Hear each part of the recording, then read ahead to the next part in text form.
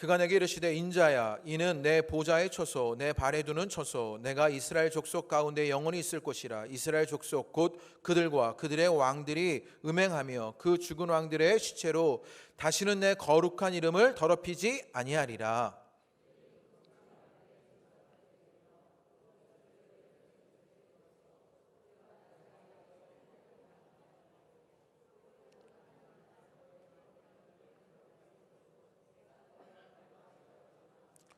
이제는 그들이 그 음란과 그 왕들의 시체를 내게서 멀리 제거하여 버려야 할 것이라. 그리하면 내가 그들 가운데 영원히 살리라.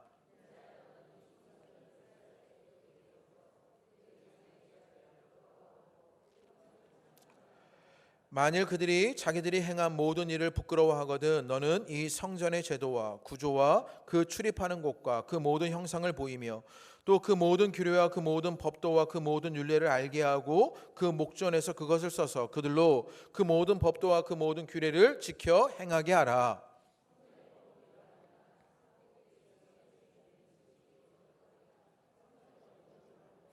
아멘. 할렐루야. 오늘 예배하실 때 주님의 큰 은혜가 있으시게 되기를 주님의 이름으로 축복합니다. 우리 반가운 얼굴로요 옆에 계신 분들에게 또 앞뒤에 계신 분들에게 우리 반갑습니다 인사하겠습니다. 반갑습니다. 네, 반갑습니다. 네. 오늘 특별히 오랜만에 뵙는 분들이 막 종종 계시는 것 같아요. 합천에서 박동현 집사님도 와서 예배하시고요. 또 우리 성교사님도 함께 예배하여 주시고 또 우리 최정렬 권사님도 아프셨다가 다시 교회 나오셔서 예배하게 되셨습니다. 우리 그런 마음을 담아서 우리 옆에 있는 분들에게 사랑합니다. 그 반가운 마음을 담아서 이렇게 인사하겠습니다. 사랑합니다. 네, 사랑합니다. 네, 네, 네. 그렇게 날마다 사랑하는 공동체의 일들이 있게 되기를 바랍니다. 지난 금요일에 교회 오랫동안 사역하셨던 임종태 목사님이 설교를 전해주었습니다. 제가 임종태 목사님이 오니까 옛날 생각이 났는데 임종태 목사님이 설교했을 때 옛날에 이런 이야기를 한 적이 있었습니다. 우리 시대에 정말 중요한 덕목이 있다 그런 이야기를 하는 거예요. 그래서 뭔가 싶어서 제가 귀담아 들었더니 뭐라고 이야기하냐면 리액션이다 이런 얘기를 하더라고요. 우리 시대에 정말 중요한 덕목은 리액션이다 라고 말했습니다. 가만히 생각해 보니까 그 말이 정말 맞는 것 같은 거예요. 우리 시대에는요 정말 리액션이 중요합니다. 요즘 SNS에 글을 올리면 리액션이 없으면 서운한 것이죠. 누군가 좋아요를 누르고요 댓글을 남겨줘야 글을 올릴 맛이 납니다. 카톡에서 가장 아픈 일이 무엇이냐면 일십을 당하는 것입니다. 그래서 우리 목장 리더들이요 일십을 많이 당하시는데 읽고 씹어버리시는 거지요. 그렇게 리액션이 없을 때 속상한 일들이 있습니다. 더 아픈 이야기도 제가 들었는데요. 한 집사님이 이사를 가서 큰 교회를 다니는데 남전도회 회원이 거기 한 5, 60명 된답니다. 그래서 남전도회 회원들에게 공지사항을 카톡방에서 그렇게 전달하게 되는 거지요. 그럼 남전도회 회장이요 카톡방에 그 남전도회 회원들을요 다 초대하고는 공지사항을요 탁 올린답니다. 그러면 카톡방에 바로 다음으로 반응이 있게 되는데 어떤 반응이 있게 되냐면 나갔습니다. 나갔습니다. 나갔습니다. 이렇게 반응이 온다는 거예요. 그러면서 큰 교회가 확실히 좀 이렇게 교제가 어렵다 뭐 이런 이야기를 하더라고요. 그래서 작은 교회라 다행이다. 제가 막 그런 생각을 했습니다. 리액션이 없을 때 속상한 일들이 있는 것을 보게 되는 것이요. TV 프로그램에 보면 게스트로 나와서 자주 출연하는 연예인이 누구인가를 보면 리액션이 좋은 사람들 아닙니까? 그래서 서로에게 리액션을 강요하기도 합니다. 잘 웃고 잘 질문하고 잘 받아쳐주고 잘 반응하는 연예인들을 선호하는 일들을 보게 됩니다. 그렇게 리액션이 중요하다라는 것이지요. 스타 강사인 이 김창옥이라는 분이 강의하는 것을 들었는데 예전에 제가 영상으로도 살짝 보여드렸는데 이분의 강의 가운데 따뜻한 한마디가 관계를 창조한다 이런 제목의 강의가 있었습니다. 잘 사는 것은요 사이가 좋아야 된다라고 그렇게 강의하면서 예를 들면서 아내가 이렇게 남편에게 질문하는 겁니다. 여보 나 갱년기인가? 몸에 열이 나고 애들이고 뭐고 다 싫어 이렇게 말하면요 남편이요 리액션이 좋아해요. 예, 그렇게 힘들면 살 빠져야 되는 거 아니야? 예, 예. 힘들어? 뭐 그러면 뛰어 뭐 이러라는 거예요. 이런다는 거예요. 이런 나쁜 리액션을 해가지고는요 부부 사이가 좋아지면 좋을 수가 없다랍니다. 그래서 적절한 리액션을 해야 하는데 이렇게 해야 한답니다. 당신 너무 힘들어 보인다. 당신이 힘드니까 나도 아프다. 이래 도저히 못하겠더라고요. 제가 잘할 수 있는 그런 멘트가 아닙니다. 낯간지러워서 제가 잘 못하는 그런 멘트들인데 그렇게 리액션을 해줘야 된다라고요. 남자에게는요 예쁜 여성이 어떤 여성이냐면 예쁘게 말하는 여성이 예쁜 여성이랍니다. 그러면서요 좋은 리액션이 있는 그런 예쁜 말을 하는 여성이 예쁜 여성이랍니다. 그래서 평가를 하는 것이 아니라 긍정적인 감탄을 해주는 그런 여성이 좋은 여성이랍니다. 만약에 남편이 들어와서 자기야 나 이런 얘기 들었는데 너무 웃기지 이러면요 어떻게 반응해야 되면요 여러 가지 부분 동작으로 알려줬는데요. 그분이 먼저 입을 가리래요. 예, 입을 가리면서 오빠 너무 재밌다 이렇게 하래요. 그러면서요 연속 동작이 있는데 오빠 너무 재밌다 하고는요 귀를 넘겨줘요. 그러면요 그런 긍정적인 리액션에 감탄한다고. 남편이 아내를 좋아하는 경우가 그렇게 리액션하고 말을 예쁘게 할 때 좋은 리액션에 그 긍정적인 감탄에 리액션이 있을 때 부부 사이가 좋다 그런 이야기를 하는 것을 제가 들었습니다. 가만히 생각해 보면 정말 그런 것 같아요. 우리 집 가운데 정말 금슬이 좋은 부부들이 보면 서로 리액션이 좋은 거죠. 서로 반응해 주는 거예요. 귀를 넘기는 아내를 두신 분들입니다. 그런 분들이 부부 사이가 좋은 것들을 보게 되는 것이에요. 리액션이 참으로 중요한 덕목이다 이런 것이지요. 그런데 가만히 생각해 보면 신앙에도 그런 일이 있습니다. 무엇이냐면요 하나님이 우리 가운데 은혜를 주십니다. 사랑을 베풀어 주십니다. 그럴 때 우리는 무엇해야 하느냐? 영적인 리액션 반응이 있어야 하는 것이지요. 그 주님 앞에 어찌 반응해야 할지 어찌 그것을 리액션해야 할지가 있어야 하는 것이요.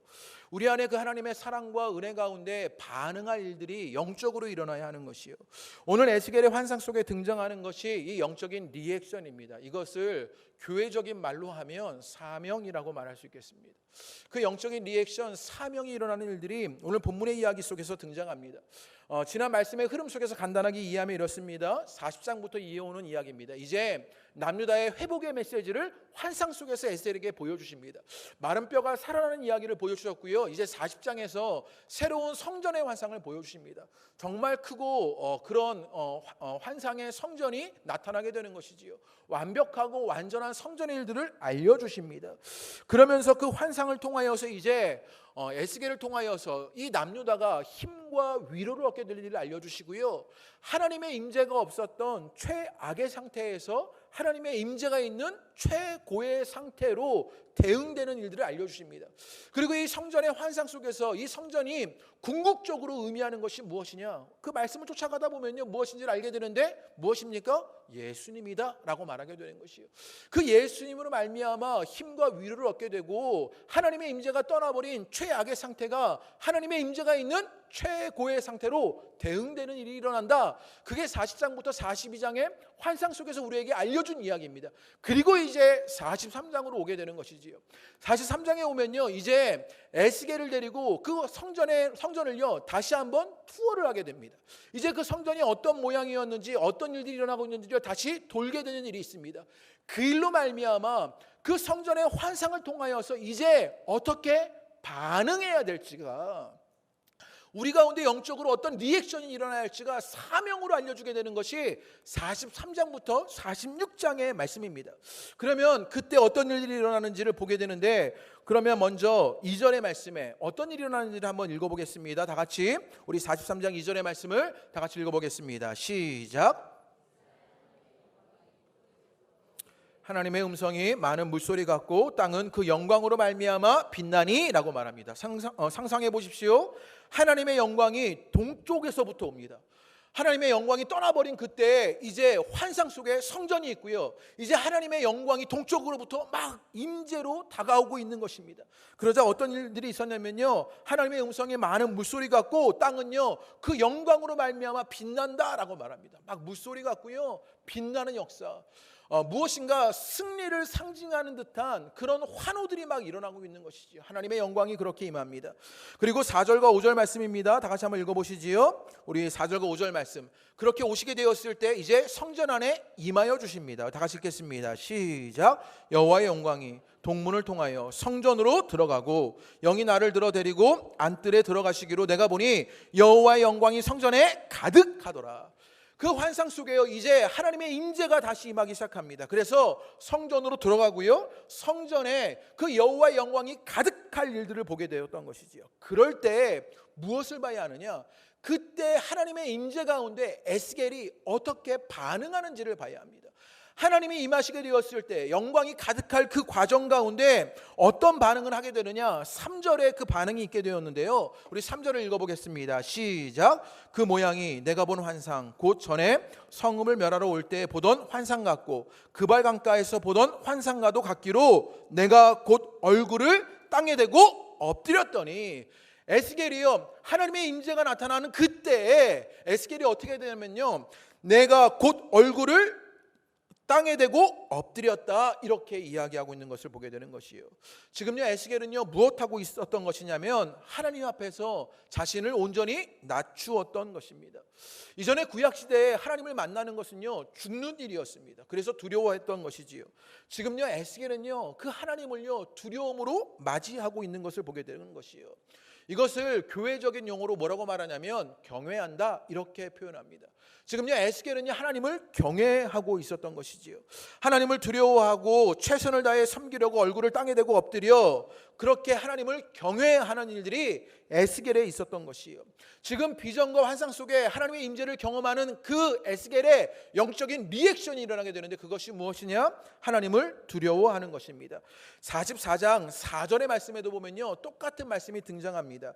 여호와의 영광이 여호와의 성전에 가득한지라 라고 말하니까요, 44장 4절에 내가 얼굴을 땅에 대고 엎드리니 라고 말하는 것이요, 그렇게 하나님을 두려워하는 것을 보게 되는 것이요. 여러분 가운데 그렇게 하나님의 임재로 말미암아 여러분 가운데 영적인 리액션이 있게 되기를 바랍니다. 그것이 무엇이냐? 하나님을 두려워하고 경외하는 것이요. 여러분은 어디에 얼굴을 땅에 대고 엎드려 계십니까? 여러분의 두려움의 대상은 무엇입니까? 정말 여러분이 무서워하는 것은 무엇입니까? 돈이 아닙니까? 직장이 아닙니까? 내 사업이 잘못되는 것 아닙니까? 건강이 아닙니까? 내 건강이 위태로워지는 것, 그것을 두려워하고 있는 것 아닙니까? 내 자녀가 잘못되어지는 그것 두려워하고 계시는 것 아닙니까? 나와 관계된 그 나의 안위 때문에 두려워하고 있는 것 아닙니까? 그런데 오늘 성경은요 무엇을 두려워하고 있어야 한다라고 말하냐면 주님을 두려워해야 한다고 말하고 있는 것을 보게 되는 것이요. 오늘 우리에게 주시는 말씀, 그 하나님을 두려워할 일이 우리 가운데 있게 되기를 주님의 이름으로 축복합니다. 오늘날 우리 시대는요 하나님을 두려워하지 않는 믿음 없는 그리스도인들이 넘쳐나는 시대입니다. 그래서 하나님을 왜곡합니다. 더불어 하나님을 이용하기도 하고요, 하나님을 만만히 여기거나 하나님을 부정하는 일들이 비일비재하게 일어나는 것이 오늘날 우리 시대의 일입니다. 이번 주에 한 설교를 들었는데 그 교회가 개척한 지 이제 4년이 되어서 뭐 설립 주년을 앞두고 있는 그런 교회였습니다. 여자 목사님이 교회 성도들에게 이런 질문을 하면서 설교를 시작하시더라고요. 교회가 만족스러우십니까? 이렇게 질문했습니다. 그러면서 이런 이야기를 했습니다. 우리 중에 교회를 고민하며 찾아왔는데 교회의 한계를 발견한 분도 계시고, 어떤 분은 내가 찾던 교회야 그런 줄 알고 교회에 왔는데 또 다른 고민이 생기기도 하고, 고민 끝에 다른 교회를 찾아가는 일들도 있다라고 그렇게 말하면서 교회를 만족하고 계십니까? 이렇게 질문했습니다. 여러분에게 이 질문을 하고 싶었던 마음이 제게도 있었습니다. 교회를 만족하십니까? 이런 질문이요. 여러분은 교회를 만족하고 계십니까? 이런 설교를 들었는데요, 이 설교 가운데 제 머릿속에 스치는 한 생각이 있었습니다. 그것이 무엇이었냐? 이 질문을 우리가 들어야 하는 질문인가 하는 의문이었습니다. 우리는 끊임없이 내가 교회에 만족한가, 내가 이 교회가 나에게 적절한가를 고민하며 신앙생활하는 것이 우리들입니다. 그런데 이 질문을요 하나님께 물어야 하는 것이 아닌가 제게 생각 들었습니다. 하나님께, 하나님, 호돈학교회를 만족하고 계십니까? 이렇게 물어야 하는 것 아닙니까? 하나님, 호돈학교회가 괜찮은 교회입니까? 이렇게 물어야 하는 것 아닌가라고 생각 들었습니다. 오늘 에스겔이 하나님이 오시고 하나님이 임재하시자 얼굴을 땅에 대고 엎드려 하나님을 경외합니다. 주님의 비전을 통해서 주님을 경외하는 일들이 일어나게 되고 주님을 두려워하는 일들이 일어나게 되는 것이요. 우리 호산나 공동체가 그렇게 주님 앞에 두려움으로 경외함으로 서는 교회가 되기를 주님의 이름으로 축복합니다. 그리고 43장에 이어서 나오는 말씀을 보면 오늘 본문 이후에 환상 속에서 에스겔에게 알려주는 것이 있었는데요, 43장 13절의 말씀에 보면요 그 위에 작은 제목들이 있지요. 제 성경책에는 뭐라고 써있냐면 번제단의 모양과 크기라고 써있고요, 18절의 말씀에 번제단의 봉헌이다 이렇게 써 있습니다. 지금 환상 속에서, 지금 에스겔의 환상 속에서 성전을 새롭게 투어하고 있을 때 에스겔에게 먼저 보여진 것이 있었는데 그것이 무엇이었냐면 제단이었습니다. 그래서 13절부터 17절의 말씀에 보면요, 제단의 모양을 알려주고 있고요, 18절에는요 이 번제의 규례를 알려주게 됩니다. 그리고 19절부터는요 제단을 정결하게 하는 이야기를 하고 있습니다. 그리고 27절의 말씀에 보면 번제와 감사제를 드리라고 그렇게 이야기하고 있는 것을 보게 되는 것이에요. 지금 에스겔이 환상 속에서 성전을 보고요, 성전 투어를 하고 있는데 그때 가장 먼저 언급되는 것이 무엇이냐? 제단인 것을 보게 되는 것이에요. 지금요 하나님은요 에스겔에게 제단을 먼저 보여주시면서 제단을 언급하면서 무엇을 알려주시기를 원하느냐? 하나님께 제사하는 것, 이것이 중요한 것이다. 이것을 강조하기 위해서 이 제단을 먼저 보여주고 계신 것을 보게 됩니다.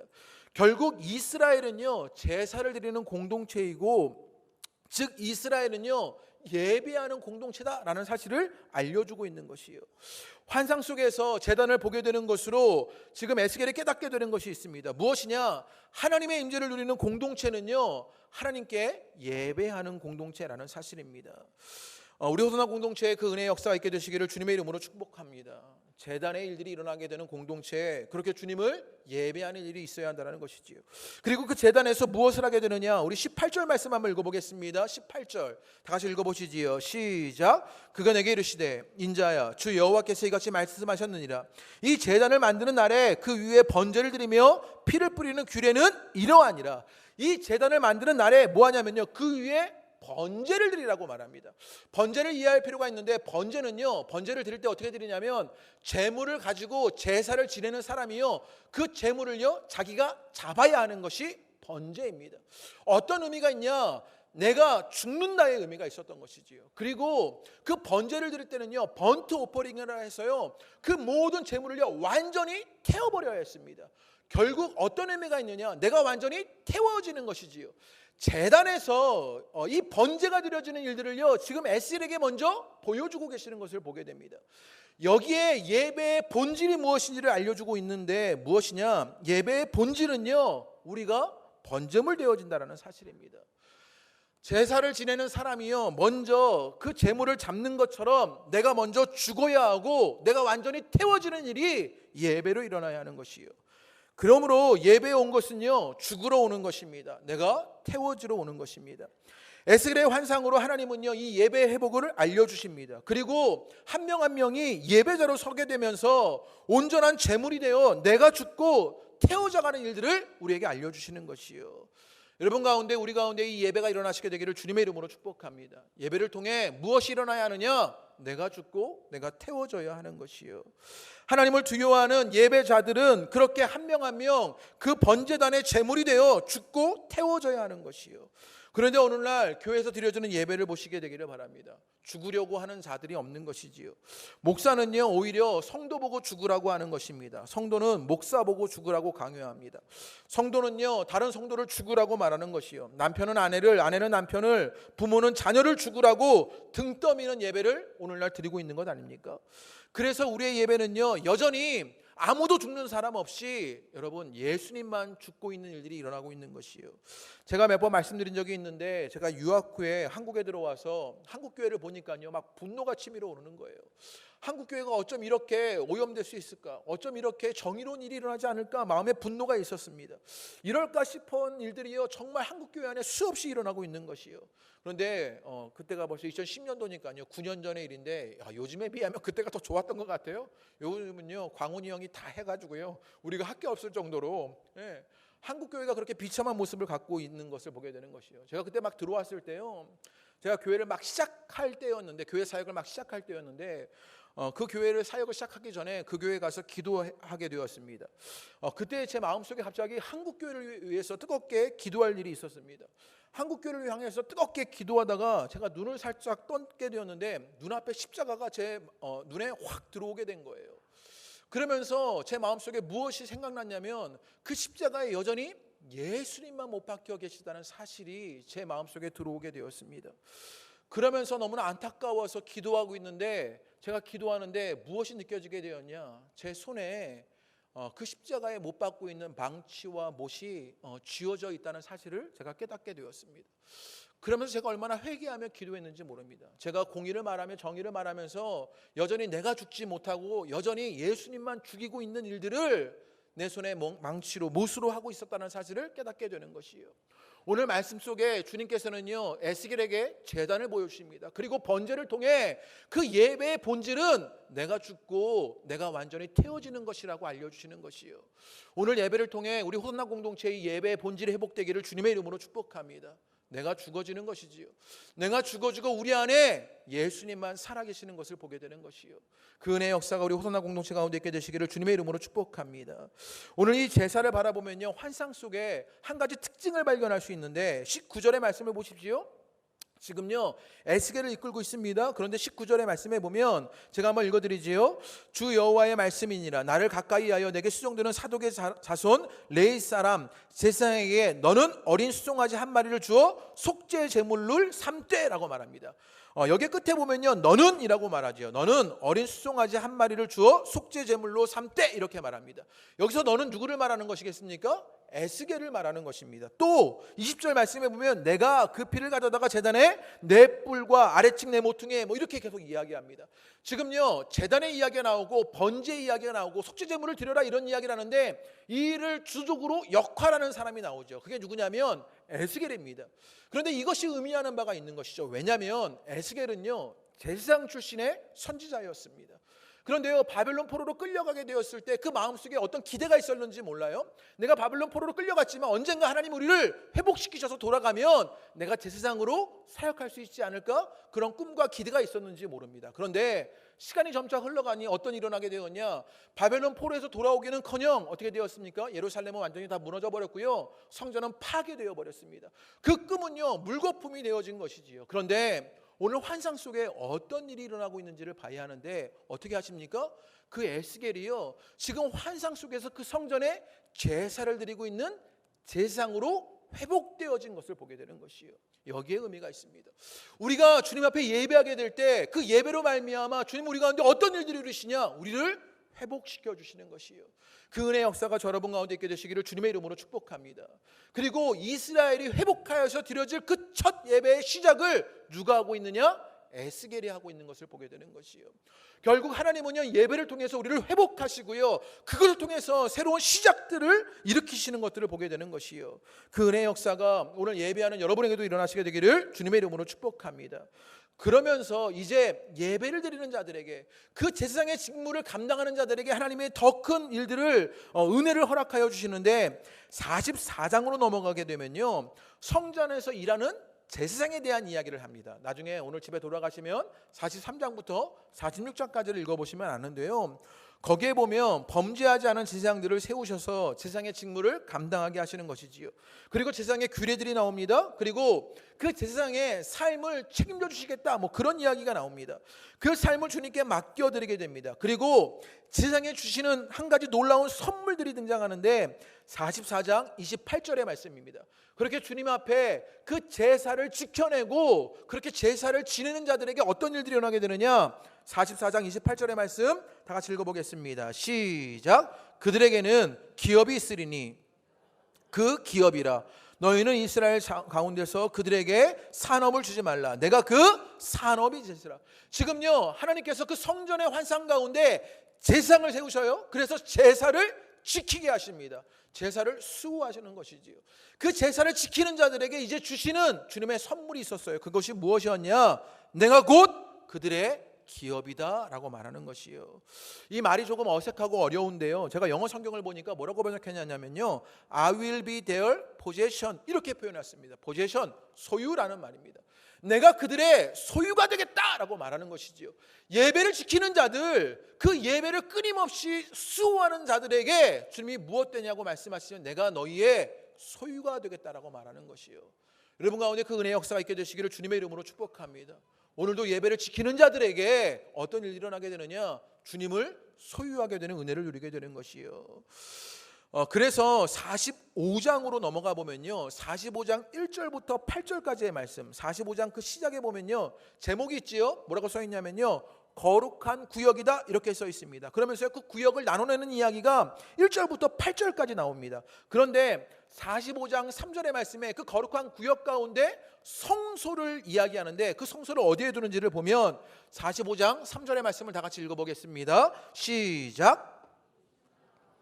길이는 25,000척, 너비는 10,000척을 측량하고 그 안에 성소를 둘지니 지극히 거룩한 곳이요 라고 말해요. 거룩한 구역을 구별하게 되는데, 여러분 뭐라고 하면 그 안에 무엇을 두냐면 성소를 두어라.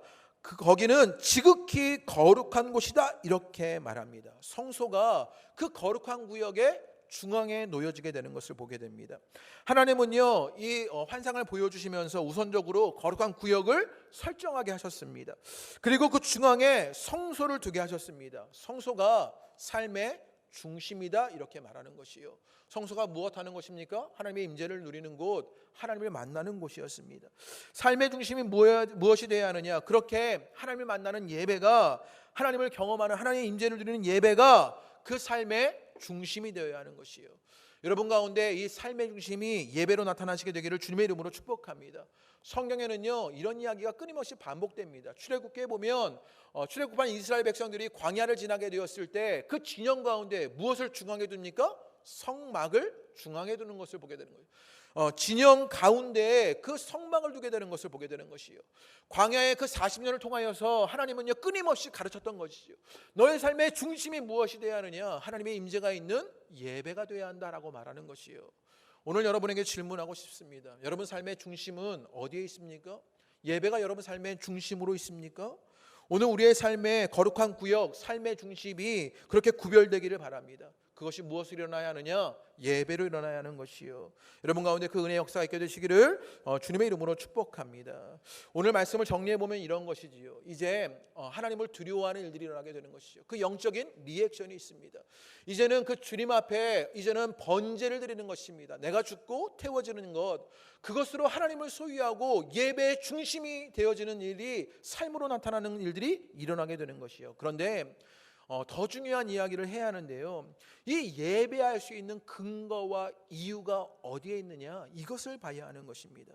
이 예배가 어떻게 우리 가운데 가능해졌는지를 알아야 할 일이 있는데, 이것을 알려면요 에스겔 전체의 맥락을 봐야 합니다.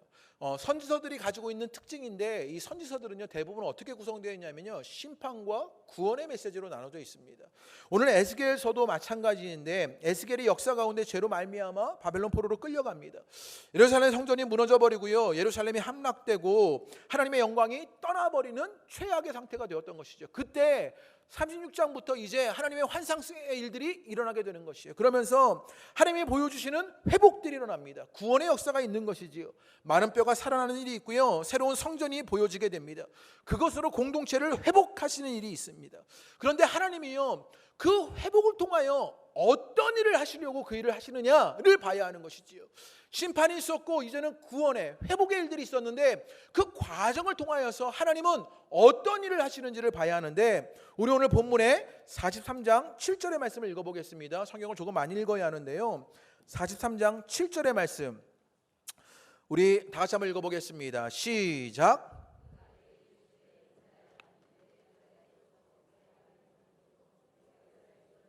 영원히 있을 곳이라. 이스라엘 족속 곧 그들과 그들의 왕들이 음행하여 그 죽은 왕들의 시체로 다시는 내 거룩한 이름을 더럽히지 아니하리라. 주님이 보여주시는 놀라운 환상 가운데 하나님이 의도하시는 바를 알려주시는데 뭐냐면요, 다시는 내 거룩한 이름을 더럽히지 않겠다라고 말씀하시는 것이요. 하나님은요 거룩하신 분이었습니다. 그런데 그 거룩함이 이 죄 때문에 여러분 더럽혀진 일들이 일어났던 것이요.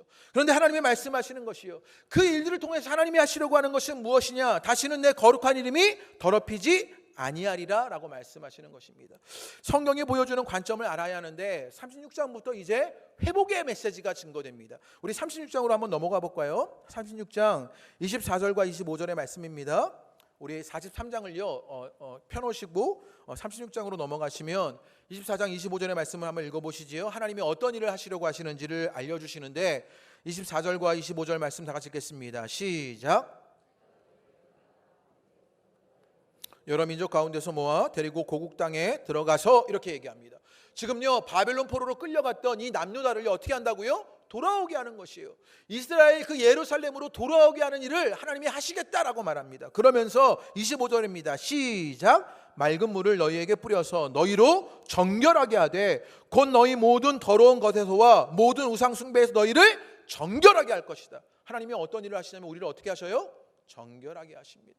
하나님이요, 바벨론 포로로 갔던 그들이 바벨론 포로로 돌아오게 되는 그 복귀에서 하나님은 어떤 일을 하시냐면 너희를 정결하게 하겠다라고 말씀하시는 것입니다. 이런 일로 일어나는 일이 있는데 무엇이냐? 우리 36장 32절의 말씀입니다. 우리 32절 한번 읽어보시지요. 읽겠습니다. 시작.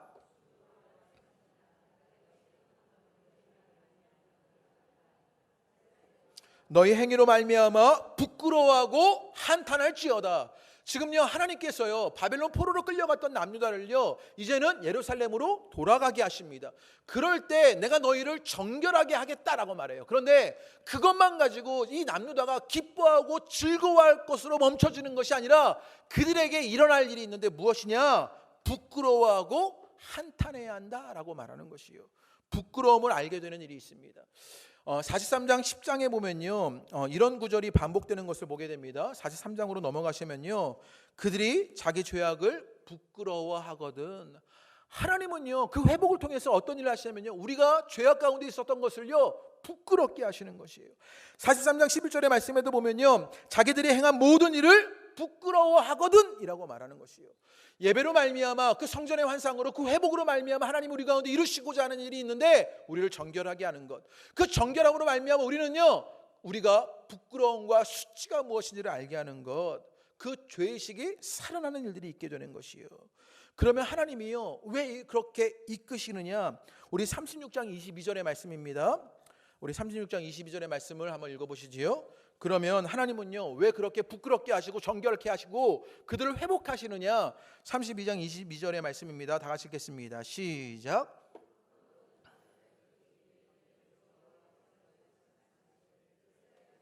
내가 이렇게 행함은 너희를 위함이 아니요 너희가 들어간 그 여러 나라에서 더럽힌 나의 거룩한 이름을 위함이다. 이렇게 말씀하십니다.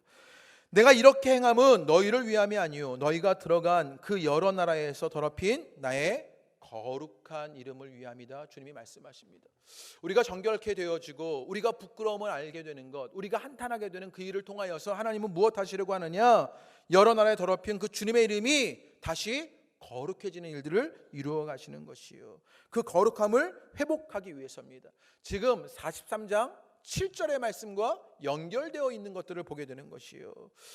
여러분, 우리가 기억해야 할 것이 있는데 지금요, 심판 가운데 있는 남유다가요, 바벨론 포로에서 돌아오게 되는 이야기를 하나님께서 하십니다. 회복하여 주시는 그 환상을 보여주셔요. 그런데 여기까지 온 일을 누가 한 것입니까? 누가 하고 계셨던 것이에요? 하나님이 하고 계셨던 것입니다.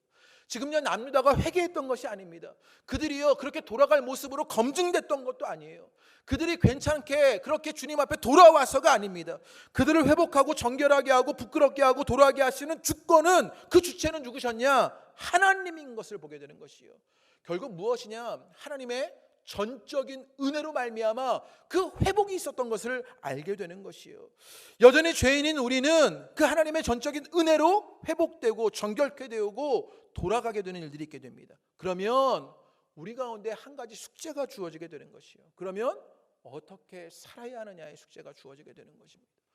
그러면 그 은혜로 말미암아 내가 아니라 주님이 하신 그 일로 말미암아 그 일이 일어났다면 이제 내가 어떻게 살아야 하는 것을 보게 되는 것이요. 그때 주님이 하시려고 하는 그 일들을 알려주셨던 것이지요. 43장 7절의 말씀에 뭐라고 말씀하십니까? 다시는 내 이름을 더럽히지 아니하게 하겠다라고 말씀하시는 것이에요.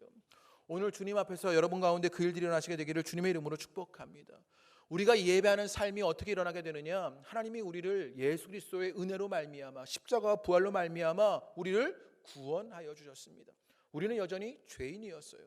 그런데 그 죄인된 우리가 이제 그 주님의 은혜로 말미암아 아무것도 하지 않았던 우리가 이제 주님의 공로로 말미암아 구원을 얻게 되었다면 우리 가운데 어떤 일이 일어나야 하느냐? 43장 7절의 말씀인 것이지요. 다시는 내 거룩한 이름을 더럽히지 아니할 일들이 일어나야 하는 것이요. 여러분 가운데 이 일이 일어나시게 되기를 주님의 이름으로 축복합니다. 우리는 그렇게 주의 이름이 거룩하지 않도록 예배하는 자들, 주님이 그 근거가 되셔서 우리는 이제 그 이름이 거룩하지 않도록 살아가고 예배할 일들이 우리 가운데 숙제로 주어지게 되는 것이요. 이 영적인 리액션이 여러분 가운데 있게 되시기를 주님의 이름으로 축복합니다. 그것이 우리에게 사명으로 주어진 것이지요. 하나님의 거룩한 이름을 지켜내면서 사는 일이 예배로 우리 가운데 일어나야 하는 것입니다. 그것이 예수 그리스도로 구원받은 사람들의 모습이 반응이 되어야 하는 것이요, 그 은혜의 역사가 있게 되시기를 주님의 이름으로 축복합니다. 그럴 때 주님이 우리 가운데 어떤 일들을 이루어 주시냐, 아주 은혜로운 말씀이 있는데요, 43장 9절의 말씀입니다. 우리 2절만 더 읽고 말씀을 마치겠습니다. 우리 43장 9절의 말씀 다 같이 읽어보겠습니다. 시작.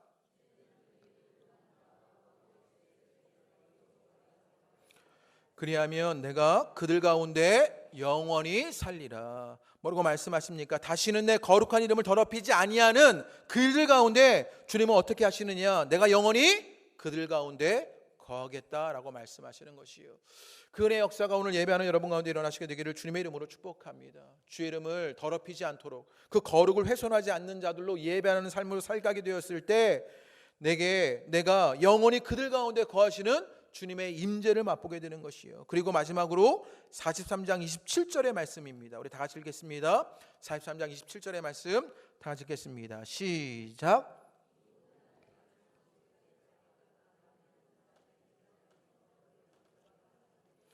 그리하면 내가 너희를 즐겁게 받으리라. 주 여호와의 말씀이니라. 뭐라고 말씀하시냐면요, 그리하면 내가 너희를 즐겁게 받겠다, 이렇게 말씀하십니다. 이 말씀이 얼마나 은혜로운 말씀인지 모릅니다. 이 말씀을 이해하려면요, 먼저 무엇을 알아야 하냐면 단절을 알아야 합니다. 하나님과 끊어진 것이 얼마나 고통스러운지를 알아야 하는 것이요, 제가 교회 오빠라는 다큐멘터리 영화를 목장의 리더분들과 함께 보았는데 정말 가슴이 먹먹해서 막 정말 어떻게 반응할 수 없는 그런 영화였습니다. 영화를 나오고서는요, 할 말이 없는 것이지요. 어떤 반응을 해야 되는데 정말 말을 잃어버리게 만드는 그런 영화였습니다. 그런데 영화의 마지막 장면에 이런 장면이 있습니다. 그게 암이 걸린 한 집사님의 이야기입니다. 암이 3번이나 재발되어서 신앙으로 그것을 이겨가게 되고 마지막에는 죽게 되는 이야기가 등장합니다. 마지막에 이제는 암이 온몸에 퍼져서 죽게 되었을 때 죽게 되는 이 남자 집사님이 아내에게 이런 이야기를 합니다. 내가 고쳐달라고 기도하고 도와달라고 기도했는데 버림받는 것만 같다. 그 죽음 앞에서 두려움이 있는 것이지요. 내가 주님 앞에 그렇게 기도했는데 너무나 두렵다. 버림받은 것만 같다. 이렇게 말합니다. 그러면서 예수님의 이야기를 그분이 언급합니다. 예수님이 십자가에서 그렇게 주님 앞에 단절되었던 것, 버림받았던 것이 그런 두려움이 아니었을까? 그러면서요, 그 단절을요 정말로 두려워하는 모습이 여러분 그 영화에 등장하게 됩니다. 여러분, 무엇이 무섭습니까? 우리가 정말 두려워하고 무서워해야 하는 것은 그 하나님과의 단절이 아닙니까? 그런데 오늘 말씀에 뭐라고 이야기하는 것입니까? 다시는 그 이름을 거룩한 이름을 더럽히지 아니하는 그들 가운데 내가 너희를 즐겁게 받아주겠다라고 약속하시는 것이요, 예배의 삶을 통해서 예배하는 그 일을 통해서 우리가 주님 앞에 나아가게 되면 주님이 우리를 즐거이 받아주실 일들을 경험하게 되는 것이요, 그 은혜의 역사가 우리 호산나 공동체 가운데 있게 되시기를 주님의 이름으로 축복합니다. 그래서 우리의 사명은 무엇이 되어야 합니까? 그 예배를 끊임없이 주께 드려야 하는 것이요, 그 예배의 자리를 지켜가야 하는 것이요, 그 은혜의 역사가 우리 호산나 공동체 가운데 오늘 예배하는 여러분 가운데 있게 되시기를 주님의 이름으로 축복합니다. 말씀을 맺으려고 합니다. 이제 정말로 두려워할 분이 누구인지를 정하시게 되기를 바랍니다. 믿음으로 하나님을 두려워하는 여러분 되시기를 바랍니다. 그리고 이제는 그 번제단의 번제물이 내가 돼야 하는 것입니다. 내가 죽고 태워져야 하는 것이요, 그때 회복과 시작이 있고요, 하나님을 소유하게 되는 은혜가 있습니다. 그 예배의 근거가 무엇이냐? 내가 한 것 아니라 주님이 하셨던 것을 보게 되는 것이요, 주님은 그렇게 회복하여 주십니다. 그럴 때 우리는 무엇해야 하는 것이냐? 다시는 내 거룩한 이름을 더럽히지 아니하는 그 일에 참여하는 것이요, 예배로 그 일에 참여하는 여러분 되시기를 주님의 이름으로 축복합니다. 그럴 때 즐거이 여러분을 받아주시는 주님의 역사가 오늘 예배하는 여러분 가운데 나타나시게 되기를 주님의 이름으로 축복합니다. 우리 함께 찬양하시지요. 우리 예수 우리들의 밝은 빛 함께 찬양하시고 우리 준비한 예물을 주님 앞에 드리겠습니다.